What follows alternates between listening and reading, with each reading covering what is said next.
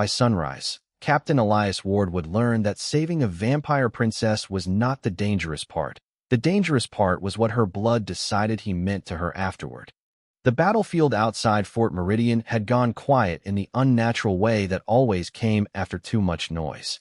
Not peaceful, never peaceful, just exhausted.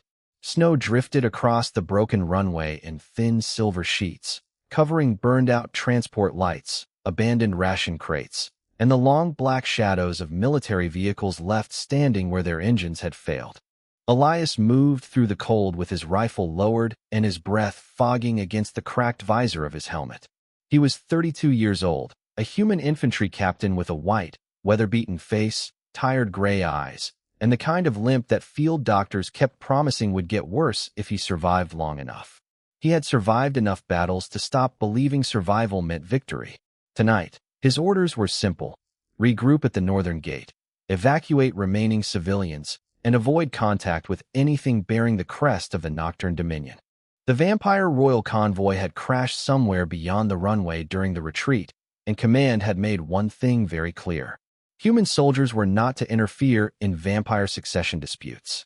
Elias understood the logic.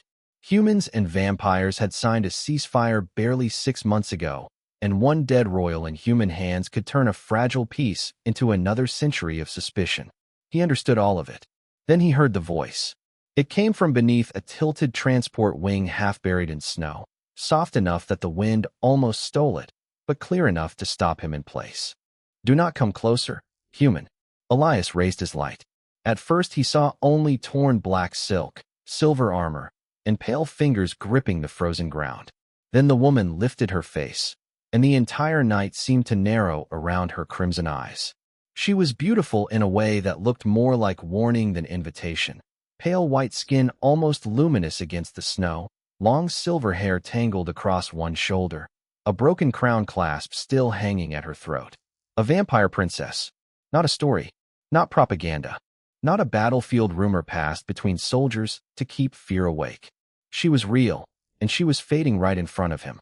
Elias should have called it in. He should have stepped back, reported coordinates, and let diplomats argue over the consequences. But her hand was pressed against the side of her armor, not in surrender, in restraint. She was starving, wounded, and still fighting herself hard enough to warn him away. Leave, she whispered. If you have any mercy, do not make me forget mine. Elias looked toward the northern gate, where evacuation lights blinked through the snow. Then he looked back at her. He had seen powerful people beg without dignity and frightened people lie without shame. But this princess was doing neither. She was giving him a chance to abandon her before her hunger made the choice harder. That was what broke him. He lowered his rifle, removed one glove, and pulled the emergency medical blade from his kit. My name is Elias Ward, he said, kneeling in the snow beside her. And I am terrible at following orders when someone is dying in front of me. Her eyes widened as he opened a shallow cut across his palm, controlled and clean, just enough for blood to rise warm against the freezing air. The scent changed everything. Her breath caught. The red in her eyes deepened, and for one terrible second Elias saw the predator under the princess. But she turned her face away. No, she said, voice shaking. You do not know what royal blood does with a gift freely given. Then tell it to behave, Elias said, holding out his hand. Just enough to keep you alive. She stared at him as if no one had ever offered anything without a bargain attached. Then, with the care of someone accepting a holy object, she took his hand between both of hers. The snow around them stopped falling. Far across the runway, vampire searchlights swept through the storm. Elias heard engines, heard voices, heard the war moving back toward them. But all he could feel was her cold fingers around his hand, and the sudden silver warmth climbing beneath his skin like a vow waking up. The princess opened her eyes again, and this time the crimson was threaded with gold. Human, she whispered, what have you done? Before Elias could answer, every vampire beacon on the field turned toward him at once. The vampire beacons did not sweep the battlefield anymore. They locked onto Elias Ward as if the entire frozen world had suddenly decided he was the most important thing standing on it. Red light cut through the snow from 3 directions, crossing over the tilted transport wing, the broken runway, and the kneeling human soldier with one bare hand still held in the princess's cold grip. Elias felt the silver warmth beneath his skin climb from his palm to his wrist, forming a thin ring of light that pulsed once, then vanished under the surface like a secret deciding to wait. The princess saw it too. Her expression changed from hunger to alarm so quickly that Elias almost pulled away. Almost. But when the first vampire aircraft descended through the storm, silent and black, she tightened her fingers around his hand with surprising strength. "Do not move," she whispered. "If they see you step back, they will think I took from you by force." Elias stared at her. "And if they think I gave willingly?" Her eyes lifted to the approaching lights. Then this battlefield becomes a courtroom. The first craft settled onto the snow without disturbing it, a sleek black medical skimmer marked with a royal crimson crest. Its side door opened, and 6 vampire guards stepped out in formal armor, pale faces unreadable beneath silver-trimmed helmets. Behind them came a woman in a long white military coat, older than the princess by maybe 20 years in appearance, with crimson eyes sharp enough to cut through command briefings and lies. She stopped the moment she saw Elias's hand in the princess's. Every guard stopped with her. Elias had been stared at by enemies before, by officers, by frightened civilians looking for orders he did not have. None of it felt like this. This was not surprise. It was historical disbelief. The woman in white lowered her head slightly toward the princess. "Your Highness, we came as soon as your signal returned." "General Marin," the princess answered, voice weak but steady. "Then you came late." The words landed softly and did more damage than a shout. General Marin's face tightened. "The convoy was scattered. We believed you lost beyond recovery." "I was lying 30 yards from your search route," the princess said, fading slowly. "A human heard me before my own guard did." Elias felt the guards look at him again. He would have preferred a snowstorm, an artillery alarm, maybe a lecture from his commanding officer about creating international incidents. Anything but 6 immortal soldiers re-evaluating him in silence. General Marin stepped closer, her eyes lowering to his palm. The shallow cut had already closed. Elias stared at it, suddenly aware that human wounds did not usually take suggestions from vampire royalty. "Captain," Marin said, reading the rank on his damaged armor. "Did Princess Liora compel you?" He looked at the princess then, finally getting a name for the woman whose life had just rewritten his night. Liora. It suited her too well, like moonlight with an edge. She was watching him carefully, and he understood that this answer mattered more than his safety. It mattered to hers. "No," Elias said. "She warned me not to come closer." "Did she request blood?" "No." "Did she bargain, threaten, charm, or promise reward?" Elias glanced at Liora. Her jaw was set, but beneath the royal discipline, he saw something fragile waiting for judgment. "She told me to leave while she could still let me." The nearest guard inhaled sharply. General Marin's expression changed by a fraction. "Then you gave freely." Elias heard the weight inside that phrase. "I gave enough to keep her alive." "You gave royal survival under no contract," Marin said. "There is no such thing as enough." Before Elias could ask what that meant, human floodlights flared from the northern gate. United Command vehicles rolled onto the edge of the runway, their blue-white lamps cutting across the vampire red. Colonel Hayes stepped out of the lead vehicle with his helmet under one arm and a face that promised paperwork had become personal. "Captain Ward," he called, "step away from the princess." Elias did not move. Liora's fingers remained around his hand, not restraining him, just asking without words whether he would allow the scene to be shaped around her again. Colonel Hayes looked at the vampires, then at Elias. "That is an order." General Marin turned toward the human commander. "Your captain stands under royal inquiry." "My captain stands on United Coalition ground after violating non-interference orders during an active ceasefire," Hayes snapped. "The princess comes with us until diplomats sort this out." The vampire guard stiffened. The human soldiers near the gate did the same. No one raised a weapon, but the air filled with the kind of silence that made accidents likely. Snow slid off the broken transport wing beside Elias, soft as a warning. Liora tried to stand, and Elias instinctively moved to help her. The moment his arms steadied her, the silver ring beneath his skin flashed again, visible this time to everyone.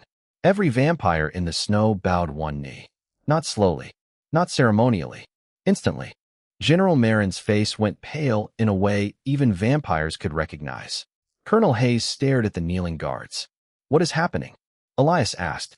Liora looked at the glowing mark on his wrist with something between fear and wonder. An old claim has answered. Claim? Elias repeated. I did not claim anything. No, she said softly. That is why it answered. General Marin rose only after Liora gave a faint nod.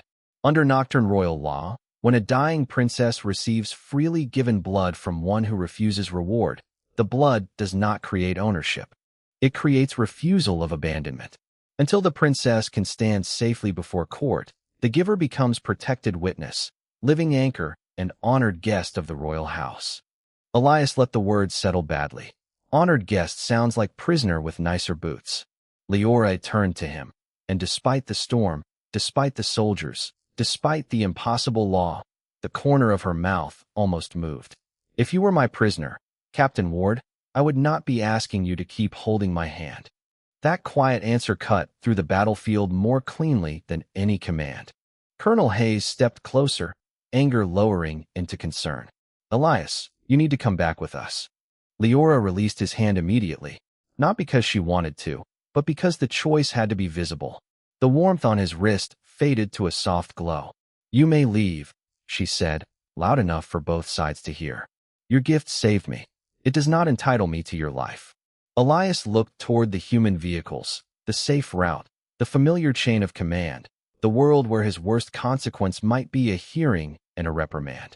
Then he looked at the vampire princess sitting in the snow, proud enough to release the only person keeping the old law from turning against her, wounded enough to need help, and honorable enough not to ask twice. The moral choice stood there as plainly as any road sign. He bent, picked up his glove, and put it back on slowly. Colonel, he said, with respect, I am not abandoning a ceasefire witness in the middle of a royal dispute. Hayes closed his eyes like a man already hearing the diplomatic explosion. General Marin bowed her head again, this time not to Liora, but to Elias. The vampire guards followed. Across the runway, human soldiers stared in stunned silence as a line of royal vampires lowered themselves before a limping human captain in battered armor. Liora reached for his hand again, but stopped short, letting him decide. Elias took it. The silver mark returned, brighter and steadier than before. Far above the snowstorm, a massive shadow crossed the moon as the Nocturne royal carrier descended through the clouds, and every beacon on the battlefield turned gold. The royal carrier did not land like a rescue vehicle. It descended like a verdict written across the storm. Its hull was vast and black, edged with gold beacon light that pushed back the falling snow without touching it, and when it settled above the broken runway on silent gravity fields, every human floodlight flickered as if suddenly unsure it had permission to shine. Elias Ward stood below with Princess Liora's hand in his, feeling the silver mark beneath his glove pulse in time with the carrier's engines. Colonel Hayes remained near the united vehicles, jaw tight, eyes moving between Elias, Liora, and the kneeling vampire guards as if the battlefield had become a legal document he could not read. Captain, Hayes said, lower this time, no longer shouting across the snow. You understand this could remove you from human custody. Elias looked at him. The colonel had pulled him out of 3 bad deployments, written letters to families when soldiers did not come home, and once sat with Elias through a whole field surgery because regulations said no man should wake alone if command could spare someone. Hayes was not the villain in this moment. That made the choice harder. I understand, Elias said. But if I leave now, both sides get to decide what happened without the only 2 people who were actually there. Liora's fingers tightened once.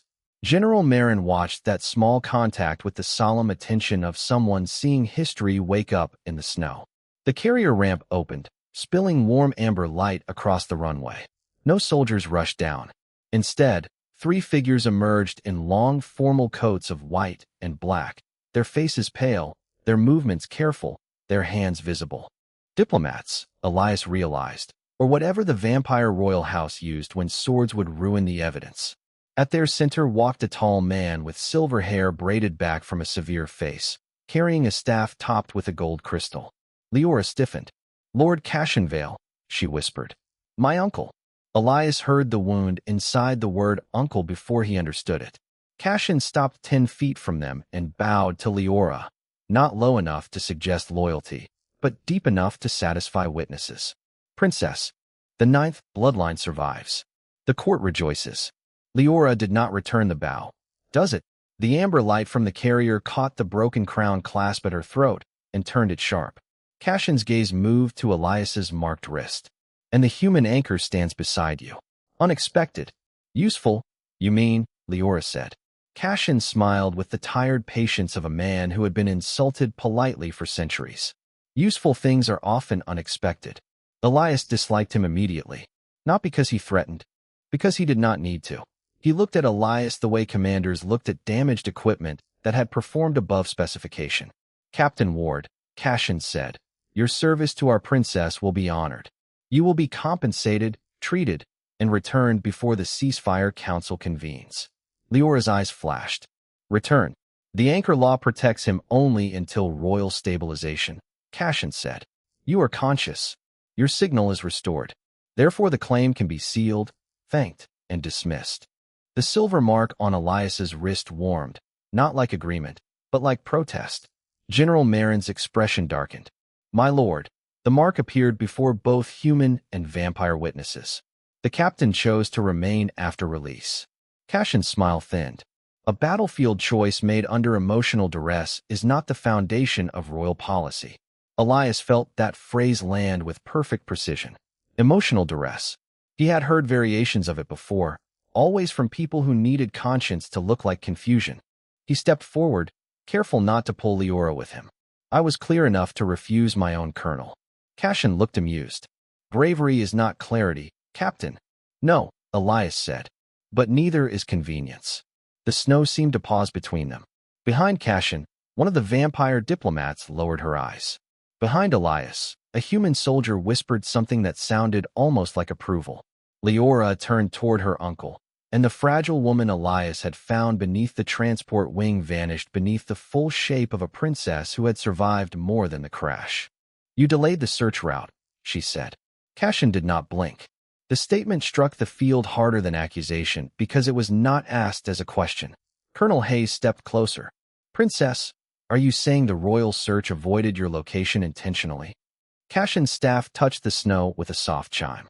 Grief and exposure have confused her highness. She was fading when found. Liora lifted Elias's marked wrist for every witness to see.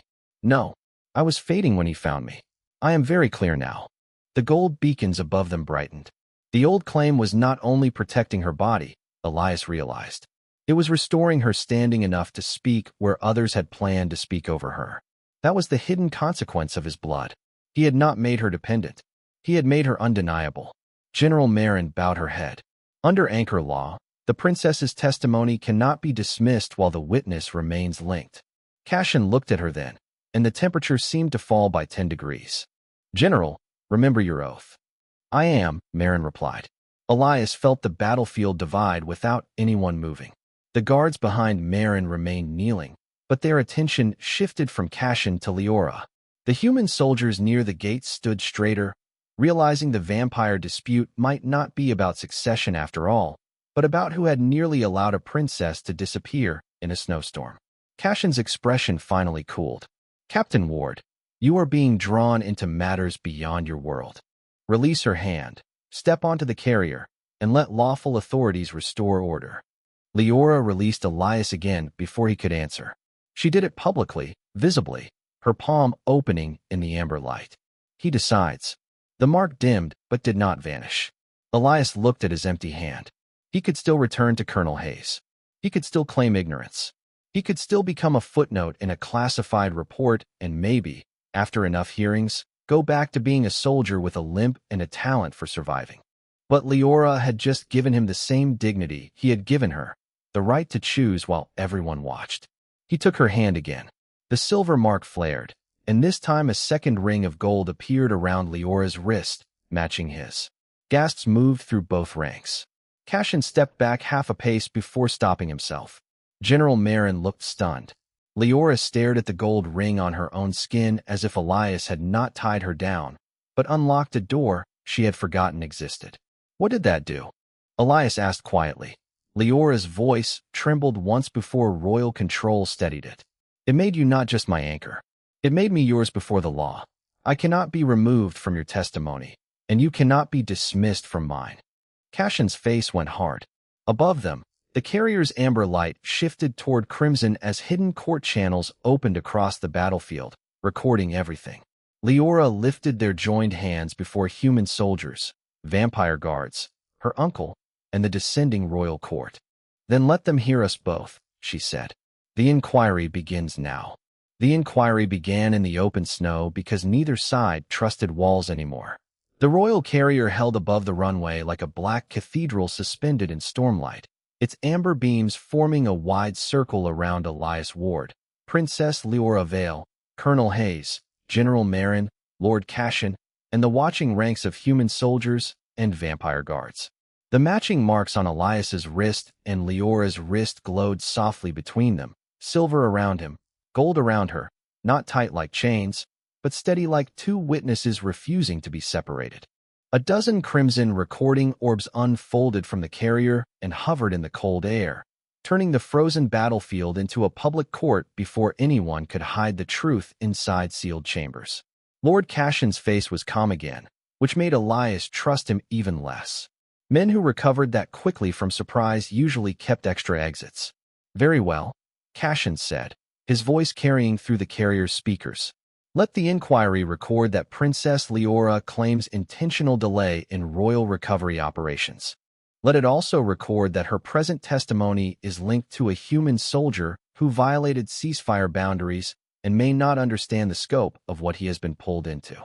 Elias felt the familiar sting of being reduced to the least convenient fact in the room. A soldier, a violator, a problem. Leora's fingers brushed his, not clinging, just reminding him that he was still there by choice. General Marin stepped forward. "Search pattern logs will answer the question." Cashin looked at her. "They were corrupted in the storm." "Then we use beacon memory," Marin replied. Several vampire guards shifted, and Elias saw the first crack in Cashin's control. Not fear. Calculation interrupted. Colonel Hayes frowned. "Beacon memory?" Liora answered before anyone could make it sound more complicated than it was. "Every royal convoy carries bloodline beacons. They record proximity, distress signals, and response paths. They cannot be edited without leaving a mark." Elias looked toward the tilted transport wing where he had found her. "So if your signal was active, it should show who came close." "Yes," she said, "and who chose not to." Cashin's staff chimed softly against the snow. "Royal beacon memory is restricted." The gold ring on Leora's wrist brightened. "Not during anchor inquiry." The recording orbs pulsed, accepting the challenge. General Marin removed a thin crystal disc from the collar of her white coat and held it in the air. "By command authority of the Recovery Guard, I submit emergency beacon record." Cashin's eyes narrowed. "General, you are risking your commission." "I risked more by arriving late," Marin said. The crystal opened into a wide projection above the snow. Lines of red and gold spread across the air, showing the battlefield as it had been less than an hour ago. Elias saw the crashed royal convoy, the broken runway, human evacuation paths, vampire search routes, and one fading gold pulse beneath the tilted transport wing. Liora, alive, calling weakly. The first search team had passed within 40 yards, then stopped, then turned away. A murmur moved through the guards. The projection shifted, highlighting command authorization attached to that turn. Cashin Vale. Colonel Hayes stared at the glowing name, then at Cashin. "You redirected your own people away from her." Cashin did not deny it. He only adjusted his grip on the staff. The princess had become politically vulnerable. Extraction by certain factions would have created instability. "I ordered containment until loyal court elements arrived." Leora's voice went cold. "You left me fading in the snow. I delayed recovery to preserve the throne." "I am not the throne's decoration," she said. "I am the person you were sworn to protect." The words struck with more force than anger because she spoke them clearly, publicly, with no trembling now. Elias felt the gold ring around her wrist warm, and suddenly he understood the bond more deeply. His blood had not made her owe him affection. It had given her testimony an anchor outside her court, a living witness her uncle could not dismiss as grief, hunger, or royal instability. The law had been created long ago to stop dying royals from being erased by their own houses. That was why Cashin feared it. not because Elias controlled her, but because he could confirm she controlled herself. The vampire guards began lowering their heads one by one. Not to Elias, to Liora, the old allegiance returning in pieces. Cassian saw it and made one final move, turning toward Colonel Hayes with diplomatic urgency. Colonel, surely human command understands the danger of permitting a blood-linked soldier to influence vampire succession. Return your captain to custody, and I will ensure your government receives generous terms. Hayes looked at Elias. For one long moment, Elias remembered every order he had ever followed because the chain of command kept men alive when fear made thinking impossible. But this was not a battlefield order. This was a bribe wearing a uniform. Hayes turned back to Cassian. Captain Ward is under my command, not for sale. Elias had never been more grateful to be reprimanded by that man. The recording orbs pulsed brighter as the court system translated the refusal across the vampire channels. Cassian's authority visibly drained from the circle. General Marin stepped forward with her guards behind her. Lord Cassianvale, under anchor inquiry and witnessed beacon record, I suspend your recovery authority pending full court review. No one touched him. No one needed to. His staff dimmed, its gold crystal clouding from within as the royal system withdrew recognition. Cassian looked at Liora, and for the first time, his polished patience cracked into something bitter. You would place your future beside a human soldier who gave you blood because he did not know better? Liora released Elias's hand, stepped forward alone, and stood fully in the amber light before every witness. No, she said. I place my future beside the truth that he chose after he knew enough to leave. He saved my life once with blood. He saved my voice by staying. Elias felt that sentence settle into him like warmth after the cold. Then Liora turned back and offered her hand again, not as a princess commanding a guard, not as a wounded royal asking for rescue, but as a woman choosing the one witness who had not tried to own the story.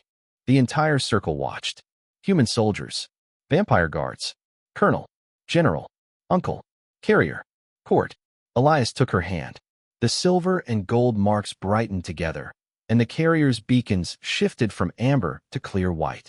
A formal voice from the royal system spoke over the snow. Inquiry finding. Princess Liora Vale's testimony valid. Human Captain Elias Ward confirmed as protected anchor and lawful witness. Lord Cassian Vale removed from emergency succession authority.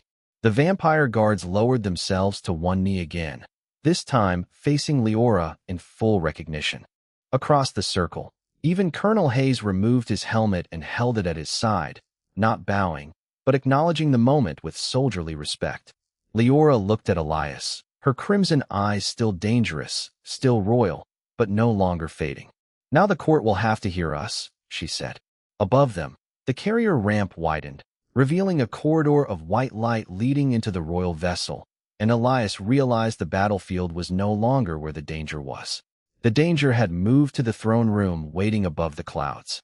The corridor into the royal carrier felt warmer than the battlefield, but not safer. Elias Ward walked beside Princess Liora Vale through a passage of white light and black glass, while the snowstorm vanished behind them under the closing ramp. Human soldiers remained outside with Colonel Hayes, vampire guards followed with General Marin, and Lord Cassian walked several steps behind under suspended authority, his staff dim, his face composed into the kind of calm that meant he had not surrendered anything inside himself. Elias kept his marked wrist visible because hiding it felt like admitting shame, and because every vampire they passed looked at that silver ring as if a human heartbeat had somehow become a court seal. Liora moved with more strength now, but he noticed the pauses she tried to conceal. One breath held too long, one hand brushing the wall for balance, one step measured carefully before the next. She was alive, restored enough to testify, but not untouched by what had happened under the transport wing. The gold ring around her wrist glowed whenever Elias slowed to match her pace. She noticed him noticing. I can walk, Captain. I know, Elias said. I am just bad at rushing royalty through hallways. For a heartbeat, the corner of her mouth softened.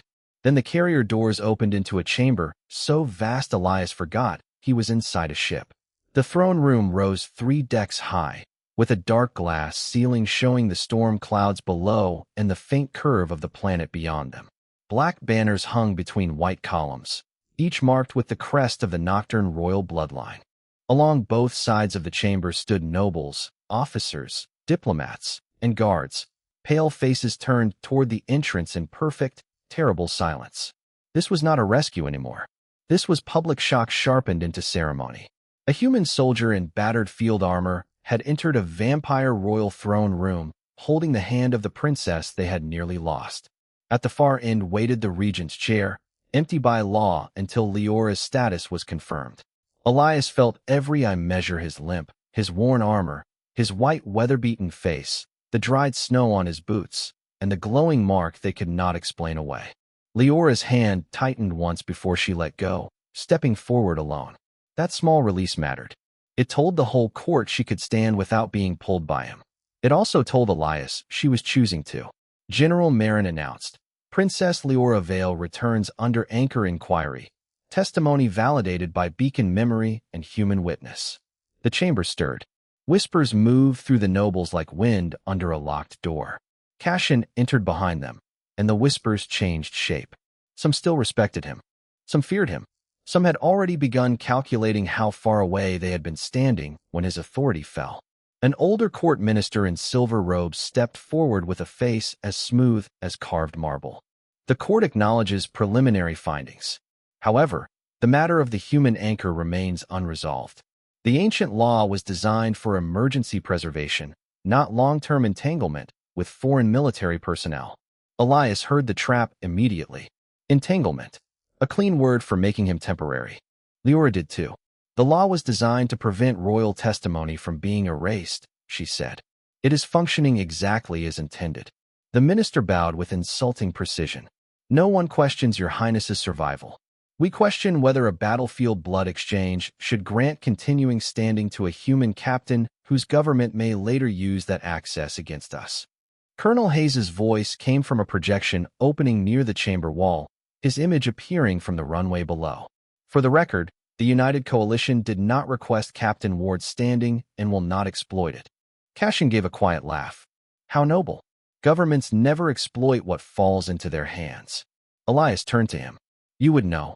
The throne room went silent so fast Elias wondered if he had just shortened his career and possibly his life. Liora looked back at him, and for a moment he saw something bright under the royal composure. Not amusement exactly. Appreciation with consequences. Cassian's eyes cooled. Careful, Captain. You have mistaken survival for influence. Elias stepped forward, stopping at Liora's side but not in front of her. No, I know exactly what influence looks like. It is when someone tries to decide who gets heard and then calls it order. The silver mark on his wrist warmed, and the gold mark on Liora's answered. The court minister watched the light carefully. The bond is reactive. Liora lifted her wrist. The bond reacts to truth freely witnessed. That is what my uncle tried to avoid. Cassian's expression did not crack this time, but several nobles turned toward him with open suspicion. The minister raised both hands. Then let the court define the bond clearly before rumor defines it for us. Human blood given freely to a fading royal does not create romance, ownership, or obedience. It creates an anchor state. The giver becomes a living witness whose presence protects the royal from forced silence until the crisis is judged. If the royal accepts the witness freely after recovery, the bond may deepen into mutual standing. If either party refuses, it dissolves without penalty. Elias looked at Liora. That explanation should have comforted him, and in one way it did. He was not trapped. Neither was she. But the court had made the next pressure obvious. If he stayed, he became political. If he left, Cassian's allies might regain room to twist the story. Liora turned fully toward the nobles. Her voice carried to the highest balcony. Then hear my acceptance. I choose Captain Elias Ward as my anchor witness until this matter is concluded. Not because hunger guides me. Not because his blood commands me. Because when every faction weighed the cost of my survival, he acted before knowing what I was worth.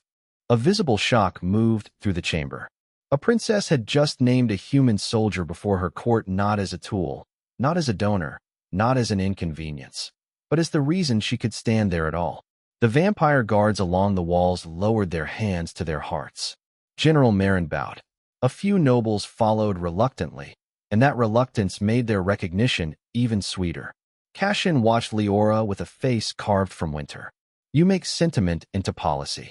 Liora stepped closer to him, alone, no longer needing Elias's hand to make the room listen. No, uncle. I make witness into law. Then she turned to Elias in front of everyone. And now he chooses. The throne room seemed to tilt toward him. Elias saw the exit behind him, the military projection of Colonel Hayes, the path back to human command, and a simpler report that would never be simple again. He also saw Liora standing under the banners of a court that had almost allowed her to become a memory edited by men with clean hands. She gave him the door out. That was why he could not take it. I will stay as witness, Elias said, until the inquiry is finished and her testimony cannot be buried. The silver and gold marks brightened together, not flaring, not binding, just acknowledging two clear choices made in a room full of people who had expected one of them to break. The empty regent's chair behind Liora lit from within, and the court minister inhaled sharply. Royal standing restored to provisional authority. Across the throne room, vampire nobles bowed more deeply now, some with shock, some with fury, some with dawning respect. Liora did not smile. She accepted the weight. Then the doors at the rear of the chamber opened, revealing three shadowed envoys wearing the colors of rival bloodlines. The center envoy spoke softly, but the chamber carried every word. If the princess restores authority with a human anchor, then the succession council demands a full trial before moonrise. Liora looked at Elias, and the gold mark at her wrist glowed like a steady flame. Then by moonrise, she said, we give them one. The succession envoys brought the trial into the throne room like a storm folded inside formal clothing. They stood beneath the black royal banners while the carrier rose above the clouds, leaving the battlefield behind and carrying every witness into the cold upper dark between Fort Meridian and the Nocturne capital. Elias Ward could feel the ship moving, but the floor did not tremble. Vampire engineering made war feel elegant, which somehow made him trust it less. Princess Liora Vale stood at the center of the chamber with the provisional light of the regent's chair glowing behind her, gold at her wrist, silver at his, and half the court staring at the space between them as if a human soldier's pulse had become a crack in their entire system. The three rival envoys advanced no farther than the law allowed. Their leader, Lady Vera of the Sable Court, wore a high-collared coat of midnight blue and spoke with the careful politeness of a blade kept in a velvet box. The Succession Council recognizes Princess Liora's survival. We do not recognize the legitimacy of restored authority through a foreign anchor. Liora's face remained calm. You recognize the law when it removes power. You object when it restores mine. A murmur crossed the room. Lord Cashin stood to one side under suspended authority, hands folded around his dim staff, silent now because silence gave him more shelter than argument. Lady Vera turned toward Elias, and every eye followed. Captain Ward, do you understand that your continued presence may fracture the ceasefire you claim to protect? Elias felt Colonel Hayes watching from the projection wall, General Marin watching from Liora's guard line, Cashin watching like a man waiting for another person to step on thin ice. I understand people keep blaming the ceasefire for choices they made without me, Elias said. Vera's eyes narrowed a fraction. An effective answer, not a sufficient one. She lifted one pale hand, and the chamber lights dimmed into a wide projection of the crashed convoy. The council submits that Princess Liora's fading condition may have distorted her judgment. The human anchor may be sincere, but sincerity does not create competence. A royal witness must withstand political pressure, bloodline influence, and memory examination. Elias looked at Liora. Memory examination? Her jaw tightened. A controlled review of what I experienced. Controlled by who, he asked. No one answered quickly enough.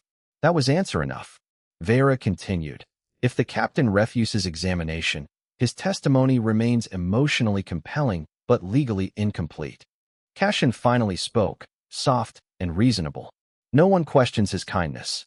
We question whether kindness can carry a throne. The room absorbed that sentence too eagerly. Elias felt it turning around him. Kindness was acceptable when it stayed small. Give blood. Save a life. Accept a medal. Leave. But kindness that demanded structural consequences made courts nervous. Liora stepped closer to him, but not in front of him. He owes you no memory. Then he owes us no influence, Vera replied. Elias looked at the projection of the battlefield, at the place where Liora had nearly disappeared beneath snow and policy.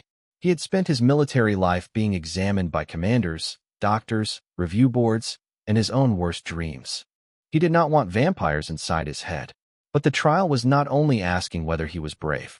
It was asking whether his choice could survive being tested in public. He raised his marked wrist. If I agree, who watches the examiners? The court went still.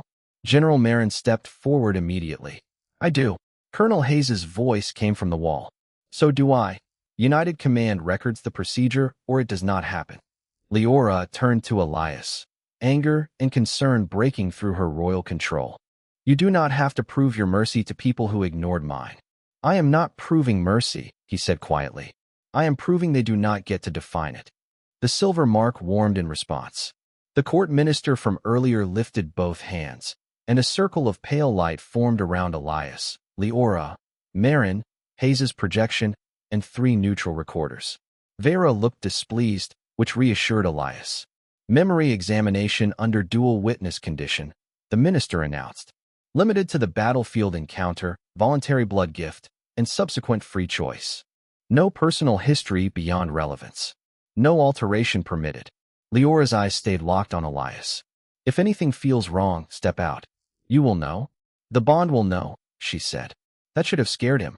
Instead, it steadied him. The light touched Elias's forehead like cold water. The throne room vanished. Snow returned. The broken runway. The tilted transport wing. The small voice warning him away. Everyone in the chamber saw it now, not as Elias described it, but as he had lived it. The order to avoid vampire disputes echoing in his helmet, the northern evacuation lights blinking, the choice pressing down on him. They saw Liora fading but turning her face from his pulse. They heard her say leave. They felt Elias decide, not because she was beautiful, not because she was royal, not because he expected reward, but because one person dying alone in the snow was still one too many. The memory shifted to his cut palm, controlled and shallow, the offer made with trembling honesty. Then the important part, Liora accepting with restraint, the bloodline law waking not as hunger, but as recognition of a free act given to someone who could have taken and did not. The chamber returned around them. Elias staggered once, and Liora caught his arm before anyone else moved. Her touch was firm, furious on his behalf, and utterly public. Enough, she said. The court was silent. Even Vera had no immediate answer. The neutral recorders lowered their heads over their tablets, then spoke in unison. Memory confirms voluntary gift. Princess exerted no compulsion. Human witness made repeated free choices after release.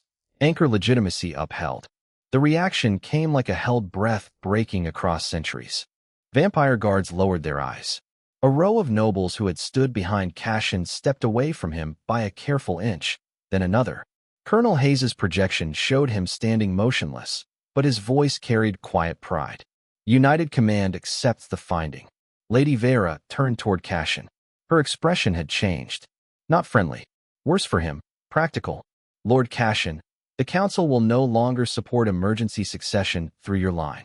Cashin's staff flickered once, then went dark completely. For the first time, he looked alone. Liora stood taller, and the provisional light behind the regent's chair brightened into a steady gold. Yet Elias noticed her hand tremble after catching his arm.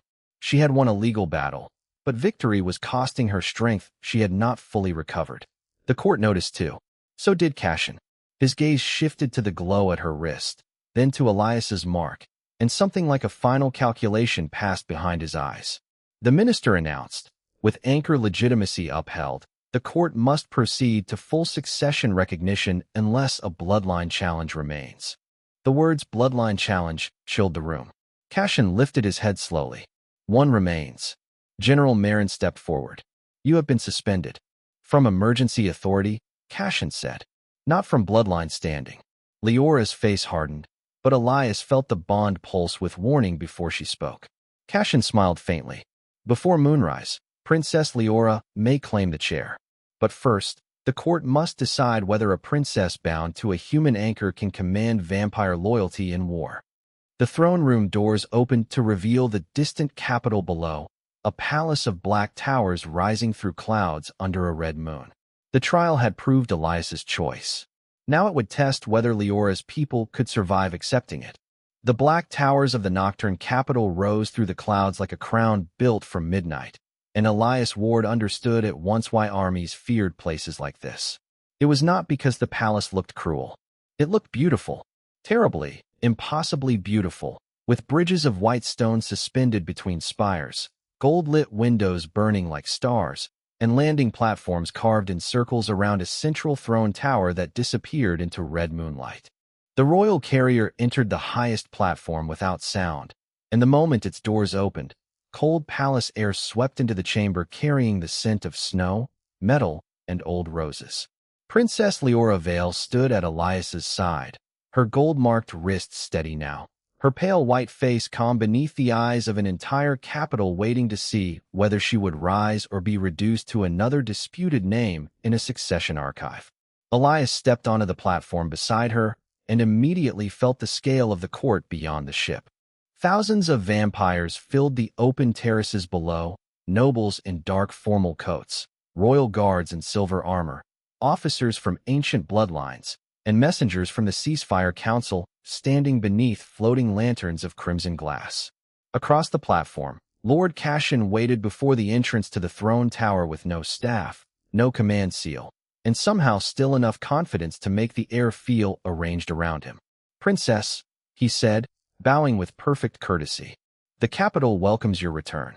Liora looked past him to the terraces. "Does it? Or did you tell them to watch me fail?" Cashin's smile did not reach his eyes. They watch because leadership must be seen, especially when leadership carries a human anchor into a vampire succession. Elias felt the terrace attention sharpen. The phrase human anchor moved through the crowd in whispers, some curious, some insulted, some afraid. Colonel Hayes's projection appeared beside General Marin at the edge of the platform, his image flickering in the cold air, but his voice clear. "United Command remains present as ceasefire witness." Cashin inclined his head. "How generous of humanity to observe a throne that is not theirs." Elias spoke before Hayes could.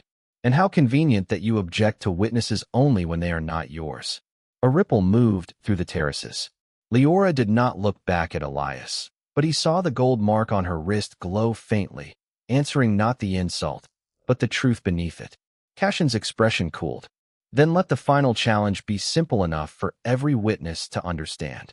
He turned toward the throne tower doors, and they opened inward onto a hall of white flame and black marble. At the far end, through layers of archways, stood the moon chair, the ancient seat of the Vale bloodline. No ruler of our house can ascend while their command is divided. Princess Liora must prove whether she leads the court, or follows the human whose blood sustains her standing. The trap was elegant. If Liora leaned on Elias, she looked dependent. If she dismissed him, Cashin could argue the anchor was temporary and her testimony weakened. If Elias spoke too much, he became foreign influence. If he stayed silent, he became a symbol without substance. Elias understood why Cashin had saved this for the capital. The battlefield had exposed facts. The palace would test perception. Liora turned to Elias in front of everyone. "Captain Ward, release my hand." The terrace quieted so sharply that the red lanterns seemed to stop swaying. Elias released her immediately. The silver mark on his wrist dimmed, but did not disappear.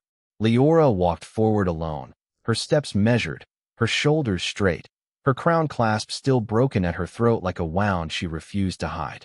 Halfway to the throne tower doors, she stopped and faced the terraces, not Cashin, not the envoys, not Elias. "You were told the anchor law made me weak," she said. "You were told a human witness divided my command. You were told mercy on a battlefield became a threat to the throne." Her voice carried across the terraces with no amplification, clear and cold as starlight. "Here is the truth. A ruler who cannot be witnessed cannot be trusted. A court that fears testimony fears its own reflection. Captain Elias Ward did not command me. He preserved the moment in which I could choose again." The crowd stirred. Cashin stepped forward. "Fine words. But words do not answer the law."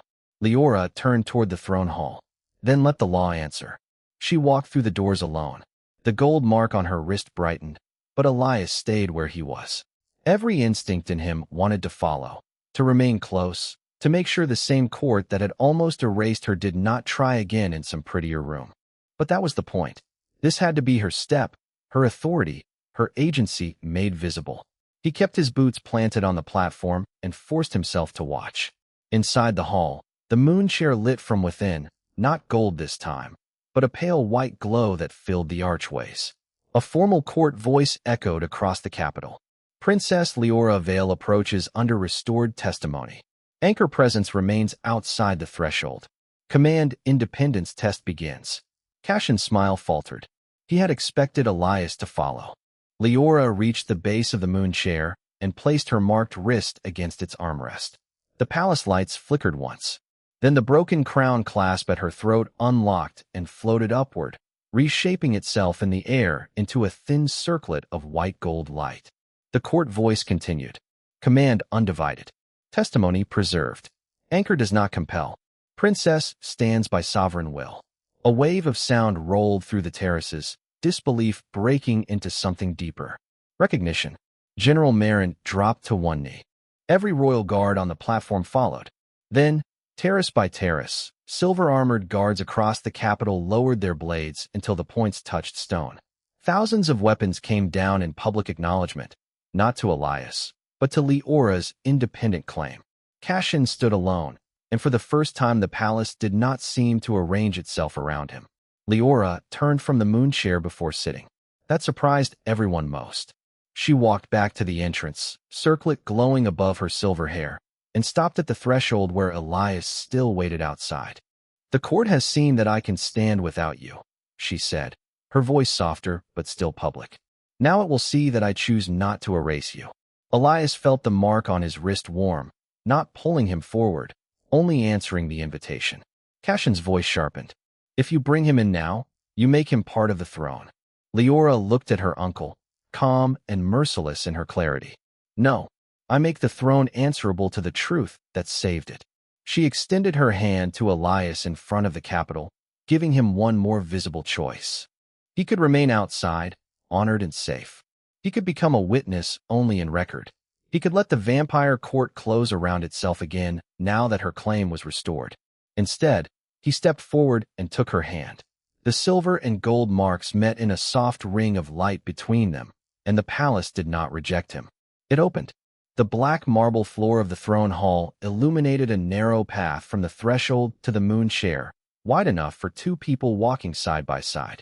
The court voice spoke one final line that made the entire capital fall silent. Anchor recognized as sovereign witness. Throne accountability restored. Cashin looked around at the lowered blades, the bowed guards, the nobles who no longer met his eyes, and understood that his final challenge had created the one image he had tried to prevent. The princess standing freely, the human beside her by choice, and the throne accepting both without diminishing either. Liora stepped into the hall with Elias at her side, and above the capital, the red moon emerged fully from the clouds. The path to the moon chair opened beneath Elias Ward's boots with a light so pale it made the black marble look like frozen water. He walked beside Princess Liora Vale through the throne hall, while thousands watched from the terraces outside, and countless more from court mirrors suspended in the air like silent moons. No one spoke. No one needed to. The palace itself had answered Cashin's last challenge by accepting the anchor as sovereign witness, and that answer had done something more dangerous than defeat him. It had made him irrelevant to the law he had tried to control. Liora's hand remained in Elias's, not tight, not desperate, simply there, a choice held in public. The white gold circlet above her silver hair glowed softly, but she did not sit yet. She stopped 3 steps before the moon chair and turned back toward the open hall doors, where Lord Cashin stood on the platform beneath the red moon, with every lowered blade around him pointing at the stone. His face was unreadable now, all warmth polished away. "Uncle," Liora said, her voice carrying through the hall and out over the capital. "You claimed I could not command vampire loyalty while bound to a human witness.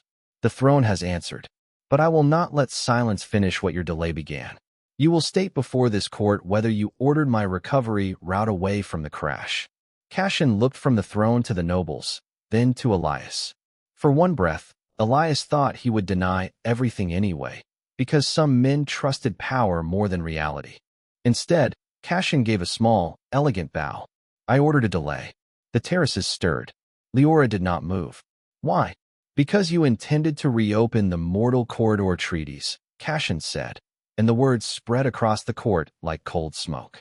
You would have allowed human medics, engineers, and witnesses into border sanctuaries.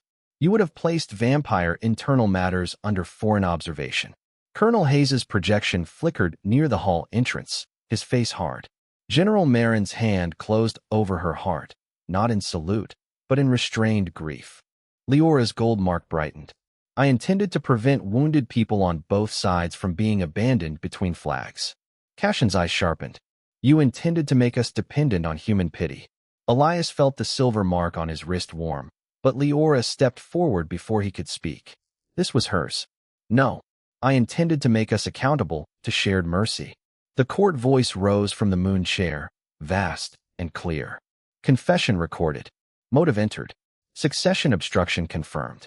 Cassian's authority seal, which had remained as a dim shadow at his collar, dissolved into dust light.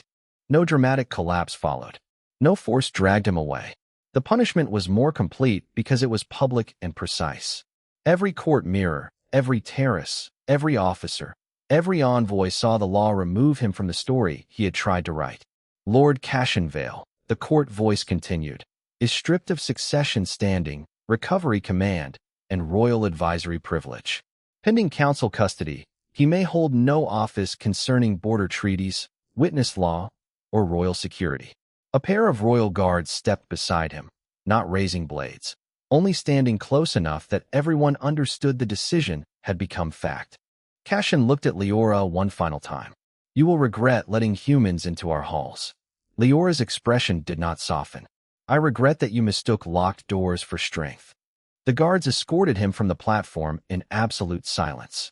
Only after he vanished through the archway did the court breathe again.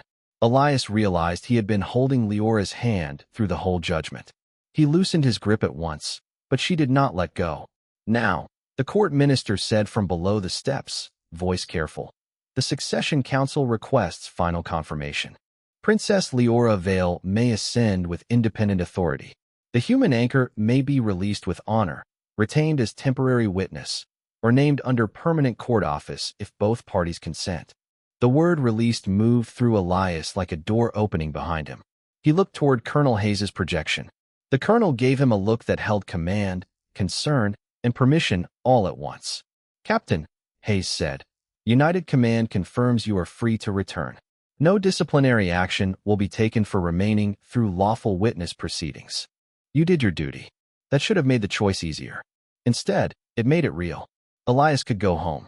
Back to barracks, reports, physical therapy, cold coffee in metal cups, soldiers who knew his limp and did not ask about glowing marks or vampire thrones. He could leave Liora with a restored court, a public confession, and legal standing strong enough to continue without him. The bond gave him no command to stay. That was the final truth of it. His blood had not trapped him, and her royal hunger had not claimed him. The ancient anchor law had recognized one free act given at the edge of death and preserved both witnesses until the truth could stand on its own. Now that truth stood beneath a red moon in front of thousands. Liora turned to him before the entire court. Elias Ward, she said, and for the first time she used his name without title. You have given enough. If you wish to leave, my first command as sovereign will protect your return. No vampire house will follow you, summon you, punish you, or speak your name as debt. You saved my life. You do not owe me the rest of yours. The hall went so quiet Elias could hear the carrier engines far below the palace and the faint movement of banners above the terraces. Liora was giving him back the exact gift he had given her in the snow, the right to choose without pressure. That was why he stepped closer. Not because she needed him to survive.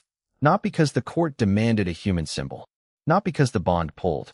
He stepped closer because a princess who could command an empire had chosen to use her power to set him free before asking him to stand beside her. I am not staying because of the mark, he said, loud enough for the court mirrors to catch every word. I am staying because the first thing you did with your authority was give me a way out. That is the kind of ruler I can witness. That is the kind of peace I can serve. The silver and gold marks brightened between them, then softened into a calm white glow. Liora's eyes shone crimson and steady, dangerous still, but no longer alone inside that danger. She turned to the court. Then by my will, and by his consent, I name Captain Elias Ward sovereign witness of the Moon Chair, protected human envoy to the Nocturne Court, and living anchor of the reopened border sanctuary treaties. The reaction hit the palace in waves. Human officers watching through projections stood straighter. Vampire nobles lowered their heads one by one. General Marin knelt fully. Across the terraces, the remaining guards lowered their blades flat to the stone, not in surrender, but recognition. The old law had not been broken. It had been restored to its original purpose, not to bind a human to a vampire, but to make power answerable to mercy freely given. Liora ascended the final steps and sat upon the moon chair. The white gold circlet settled onto her silver hair, and the throne lit not with cold crimson, but with dawn-white fire. Elias stood at her right side, not above her, not beneath her, but beside the throne as witness. Colonel Hayes removed his cap on the projection wall. The vampire court bowed in stunned silence. Then Liora gave her first command. Reopen the mortal corridor's sanctuaries. Human medics and engineers may enter under joint protection. Vampire refugees may cross for treatment without being erased by politics. Let the ceasefire become something more useful than a pause between wars. The court minister struck the marble floor with his staff, and every black banner in the hall unfurled a thin line of white along its edge, the new sign of shared sanctuary. Elias looked at the mark on his wrist. It glowed gently now, no heavier than a promise. Liora looked up at him from the throne, and the smallest smile touched her face. Outside, above the Nocturne capital, the red moon faded behind the first pale edge of morning, and for the first time in a century, human floodlights and vampire beacons shone together across the same sky. The first command of Princess Liora Vale's reign did not echo like conquest. It moved through the Nocturne Palace like a window opening after a century of sealed air. Across the throne hall, court ministers repeated her words into silver record mirrors. Vampire officers lowered their black blades flat against the marble, and on the projection wall, human commanders stood in stunned silence as the mortal corridor's sanctuaries were restored under joint protection. Elias Ward remained at the right side of the moon chair, still in battered field armor, still carrying snow on his boots from the battlefield below, still feeling the soft white glow of the mark around his wrist. It no longer pulsed like an alarm. It rested there like a promise that had survived being misunderstood. The court minister raised his staff. By sovereign decree, Lord Cassian Vale's succession claim is dissolved, his authority suspended, and his testimony restricted pending formal council review. The delay of royal recovery is entered as confirmed obstruction. The anchor law is restored to full legal force. The final sentence moved through the court with visible discomfort. That was the twist made simple at last. The blood Elias had given in the snow had not made Liora possess him, and it had not made him her master. It had awakened an old vampire safeguard called the anchor law, created for one purpose. When a royal was fading, betrayed, or silenced, freely given blood from an outside witness could preserve both life and testimony until the truth was judged in public. The bond was never meant to trap two people together. It was meant to stop power from burying the one person who could tell the truth. Liora had been saved by blood, but restored by choice. Elias had been marked by the bond, but never owned by it. The court minister turned toward him. Captain Elias Ward, under restored law, your service as anchor is complete. You may return to United Command with honor. The mark may be dissolved at your request. The throne hall went completely still. This was the final door, and everyone knew it. Colonel Hayes appeared larger on the projection wall, his face stern but gentler than Elias expected. Captain, transport is ready whenever you choose. You have fulfilled your duty. Elias looked down the long hall to the open palace doors, where the first pale morning light spread over the terraces of the Nocturne capital. He could leave. No penalty. No disgrace. No royal claim dragging him back. The ceasefire would recognize him as a witness. His record would be protected, and by nightfall he could be in a medical bay with bad coffee and a doctor telling him his knee had not improved through diplomacy. Liora did not speak. That was what decided him more than anything. She had every reason to ask him to stay, every political need, every personal right to hope, yet she sat on the moon chair with the white gold circlet on her silver hair and gave him silence wide enough to walk through. A queen would have commanded. A frightened woman might have begged. Liora did neither. She protected his choice in front of the same court that had tried to take hers. Elias stepped away from the throne. The court watched him. 1 step. 2. The mark on his wrist faded from white to faint silver, proving he truly could go. Then he stopped at the center of the hall, turned back, and looked at Liora. "I gave blood because someone was dying in the snow," he said, his voice carrying across the marble. "I stayed because someone tried to turn that mercy into a political mistake.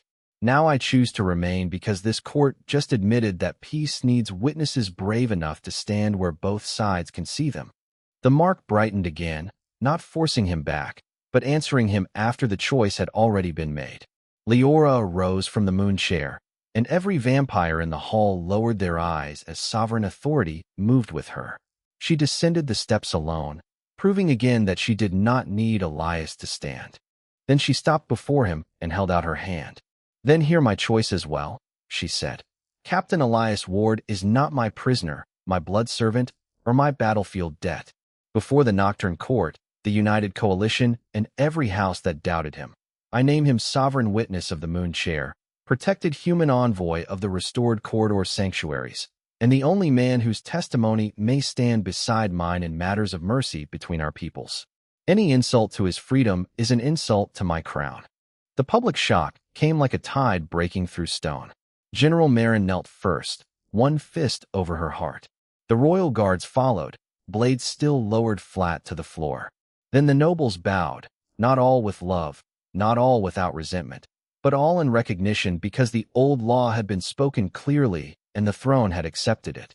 On the projection wall, Colonel Hayes slowly removed his cap, and behind him, human officers did the same. For the first time since the ceasefire had been signed, a human soldier stood openly inside the Nocturne Throne Hall with legal standing, not as a hostage, not as leverage, but as an ambassador born from a single act of mercy. Liora took Elias's hand in front of them all. The silver mark on his wrist and the gold mark on hers softened into a shared white glow, delicate and steady, no heavier than breath in winter air. The black banners of the palace unfolded new white edges, and beyond the open doors, vampire beacons and human floodlights shone together across the capitol terraces. Lord Cashin was escorted from the court without spectacle, his name removed from succession authority by the same mirrors that had recorded his confession. The rival envoys withdrew their challenge. The sanctuary decree was signed before sunrise, granting human medics and engineers protected entry into border refuge zones, while vampire civilians could receive treatment without becoming bargaining chips. The conflict that had begun under a broken transport wing ended as law rewritten in public. Liora turned toward the open terrace, still holding Elias's hand. "You once told my blood to behave," she said softly enough that only he heard. Elias looked at the glowing marks and the city waking below. "Did it?" Her crimson eyes warmed with something more dangerous and more human than power. "No," she said. "It told my court the truth." Together they walked out onto the highest balcony of the Nocturne Palace as dawn broke over the black towers. Below them, thousands of vampires lowered their blades. Human floodlights burned steady in the morning haze, and the white mark between their hands glowed like a vow both sides had finally chosen to honor.